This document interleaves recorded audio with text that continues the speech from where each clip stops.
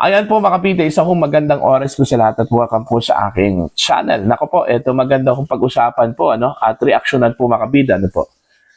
Mali daw, ito kong pagbasa po mga kabida at pag-intindi dito ho sa landmark case po na Avellino versus Cuenco po. Alright? Ito kasi yung ginagamit po ngayon ng mga abogado po mga kabida para po i-justify ito hong nangyari hong Senate takeover po mga kabida noong June 3, 2026 kung saan po mga kabida tinanggal po bilang Senate President po mga kabida ito hong si Senate President Alan Peter Cayetano po.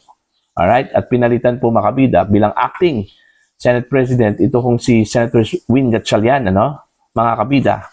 Okay? Sa madaling salita, kinontrola po ng grupo po ni Gatchalian ito kong Senado po ngayon. Po?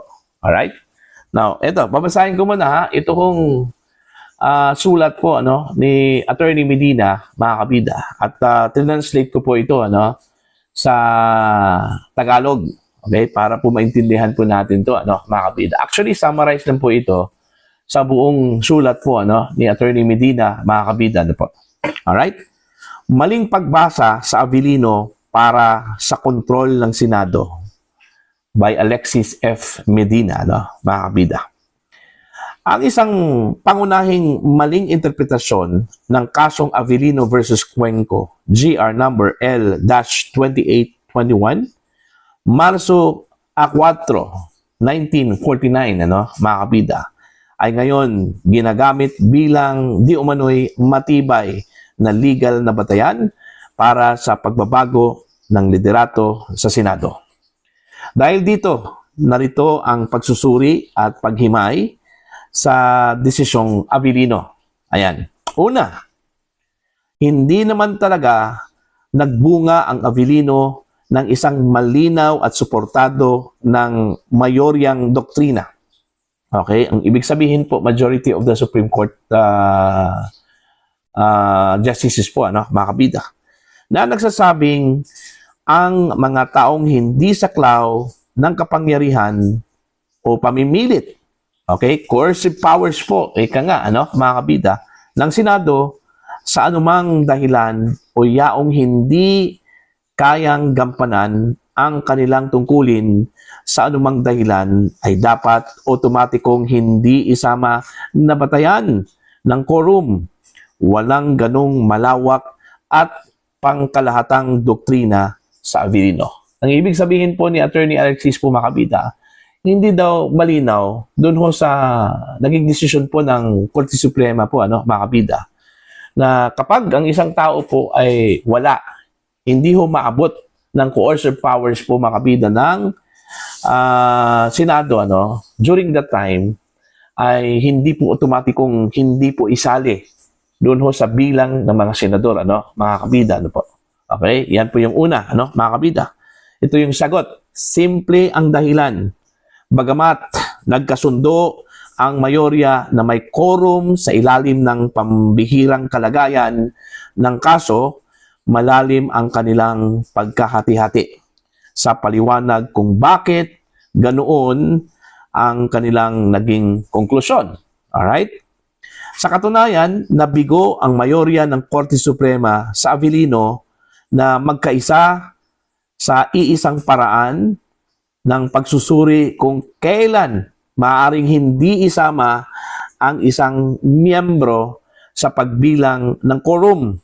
Dahil dito, walang iisang pamantayan, walang malinaw na doctrinal test, at walang umiiral na prinsipyong maaaring gamitin upang hindi isama sa quorum ang mga taong may malawak na uri ng kawalan ng kakayahan o yaong wala sa saklaw ng kapangyarihan ng Senado. Sa halip na isang magkakaugnay na paliwanag mula sa mayorya, si Justice Feria lamang ang malinaw na naghayag ng malawak na pananaw na maaaring hindi isama sa quorum ang mga taong hindi kayang gampanan ang kanilang tungkulin. Wala sa jurisdiksyon o imposibleng makadalo kahit pa gamitin ang kapangyarihang pamimilit ng Senado o coercive powers. Gayunman, hindi tahasang sinuportahan ng mayorya ang pananaw na ito. Mga kabida. Ibig sabihin po, kahit dun ho sa opinion po, mga kabida, ni Justice Feria during that time, okay, malinaw yung kanyang pananaw po dun ho sa tao o isang miyembro po ng Senado na wala po doon, at hindi po kayang abutin ng coercive powers po ng Senado, mga kabida. Pero kahit na malinaw yung kanyang opinion po doon, mga kabida, hindi po yun sinuportahan po ng majority po, mga kabida. So, ibig sabihin, walang malinaw talaga na stand, o understanding ito hong landmark case na Avellino versus Cuenco, mga kabida, para maging batayan po. Okay? Dito ho sa kasalukuyang sitwasyon po, gulo sa Senado, mga kabida, dahil sa nangyari hong Senate takeover, gamit po, mga kabida, ito hong 12 miyembro po ng Senado para lang po palitan ito hong Senate President Tempore, at mga chairman po, mga kabida, ng mga komite, dyan po sa Senado. Alright? Eto, tuloy po tayo. At dahil wala itong suporta ng mayorya, ang pamantayang iminungkahe ni Justice Feria tungkol sa quorum exclusion ay hindi maaaring ituring na isang umiiral at nagbubuklod na doktrina. Ikalawa, hindi maaring basta-bastang gamitin ang Avellino upang bawasan ang kinakailangang bilang ng boto. Malinaw po to sa kanyang sinabi po, opinion po ni Attorney Alexis Medina, mga kabida. Hindi raw basta-basta gamitin po itong Avellino case, upang bawasan po ang kinakailangang bilang ng boto para sa paghalal ng Senate President. Actually, majority of the lawyers po, mga kabida, nagsasabi po na yung nangyari hong takeover noong June 3, mga kabida, ay para lang po doon ho sa mga committee chairmanship po, mga kabida, at Senate President pro tempore, Pero pagdating ho sa Senate President, mga kabida, wala hong basis po, mga kabida, na pinalitan po itong si Senator Alan Peter Cayetano. Kasi malinaw po sa ating saligang batas po, mga kabida, na kailangan po ng 13 na mga senador. Okay? So, eto po, ang paliwanag po ni Attorney Medina, mga kabida, pagdating ho sa pagpili po ng Senate President, okay, hindi po pwedeng gamitin o basta-basta gamitin po itong Avellino. Okay? Hindi maaring basta-bastang gamitin ang Avellino upang bawasan ang kinakailangang bilang ng boto para sa paghalal ng Senate President. Majority vote of all its respective members. Ibig sabihin po, bawat House of Representatives at Senado po, mga kabida. Okay? Ito ay dahil ibang tuntunin ang binibigyang kahulugan sa Avellino. Ang tuntunin tungkol sa quorum, okay? A majority of the House at hindi ang kinakailangang bilang ng boto para paghalal ng Senate President, Okay? Ang ibig sabihin po, mga kabida, ay this is for the purposes of the quorum. Okay? Kahit na hindi umabot po ng 13 po, mga kabida. Kahit 12 po, mga kabida, walang problema po yon. Pero pagdating ho sa paghalal ng Senate President, kailangan po ng majority of all members of the House. Ibig sabihin, House of Representatives at Senado po, mga kabida. Alright? Eto, tuloy po tayo. Higit pa rito, ang kasalukuyang probisyon ukol sa paghalal ng Senate President ay hindi pa umiiral noong panahon ng desisyong Avellino. Alright? So, wala pa po, nung panahon pa ni Avellino versus Cuenco po, mga kabida, ito hong provision po, mga kabida, na sa paghalal po ng Senate President ay kailangan po ng majority of all members of the House, of each House pala, mga kabida. Okay? Ngayon na po yan, sa ating saligang batas, ito hong 1987 Constitution, Kaya nga, marami hong mga abogado po nagsasabi po, mga kabida, na hindi po applicable yung Avellino dito sa kasalukuyang sitwasyon po sa Senado po, mga kabida. Ibang setting ibang kumbaga pangyayari po, mga kabida, po. Sa huli, sa kasalukuyang sitwasyon sa Senado, ang magkakahiwalay at hindi nagkakaisang paliwanag sa Avellino, pati na rin ang limitadong aplikasyon nito ay hindi nagbibigay ng anumang legal na otoridad upang maghalal ng bagong Senate President sa pamamagitan ng bilang ng boto na mas mababa sa itinakda ng konstitusyon o boto ng mayorya ng lahat ng miyembro ng Senado. So, sa madaling salita, mga kabida, yung 12, na umattend noong June 3 na session at bumoto po para bakantihin po, mga kabida, ang lahat ng mga posisyon. Ay wala dong sapat na legal basis kung gagamitin itong Avellino versus Cuenco po, mga kabida.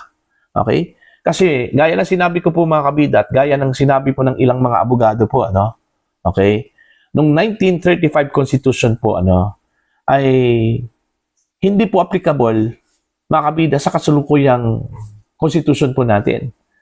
Alright? Malinaw po sa 1987 Constitution, mga kabida, na ang pagpalit po ng liderato, dyan sa Senado o di kaya sa House of Representatives, kailangan po ng majority of all, take note of the term, all members of each house, mga kabida. Ibig sabihin, lahat ng miyembro ng House of Representatives at Senado, wala hong sinabi yung ating saligang batas po ngayon na pwede ho ang 12 para po palitan ang Senate President. Alright? Kaya nga nagtataka lang ho tayo dito, mga kabida, kung bakit ipilit pong idinidiin po, mga kabida, ng bagong mayorya dyan po sa Senado. Ito hong Gatchalian Block, mga kabida. Hindi na raw Senate President po. Ito hong si Alan Peter Cayetano. At ang ginawang acting Senate President po ngayon ay ito hong si Gatchalian po, mga kabida. Malinaw po, dito ho sa opinion ni Attorney Alexis Medina, mga kabida, na hindi ho pwedeng gamitin ang Avellino bilang batayan po, dito ho sa pagpalit, mga kabida, ng liderato. Pwede gamitin for purposes of quorum. Pagdating ho sa liderato po, hindi po pwede. Kasi hindi po malinaw doon ho sa desisyon ng Avellino na ang pagtanggal po ng isang miyembro na hindi po maabot ng coercive power ng Senado, mga kabida, ay otomatikong pagbawas po sa miyembro, sa lahat ng mga miyembro ng Senado during that time.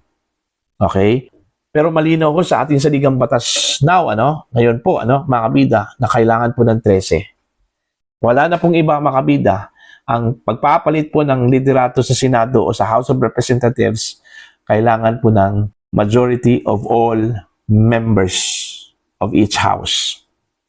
Ang pinag-usapan po natin dito, Senado, since 24 po lahat, mga kabida, kailangan po ng absolute majority na 13. At wala na pong iba, mga kabida. Po. Alright? Now, para po sa inyo, ano po ang inyong opinion at pananaw po dito, mga kabida, sa ginawang opinion po ni Attorney Medina, mga kabida, po. Kung saan po ay sinabi po niya, mga kabida, nagkaroon daw ng misreading at misinterpretation po, misunderstanding ng Avellino versus Cruz doctrine, mga kabida. Tama po yung sinabi po, mga kabida, ni Attorney Raul Lambino, na hindi po applicable sa kasalukuyang setting, ito hong Avellino versus Cruz doctrine.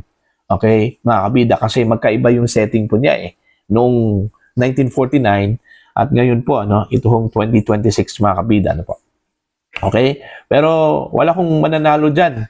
Kasi mga abogado yan Kanya-kanyang interpretasyon po, mga kabida. Kaya ang pinakamabisa po na paraan upang masettle itong gusot po dyan sa Senado, mga kabida. Kung sino ba talaga yung lehitimong Senate President at namumuno dyan sa Senado, mga kabida, kundi ang Korte Suprema lang talaga.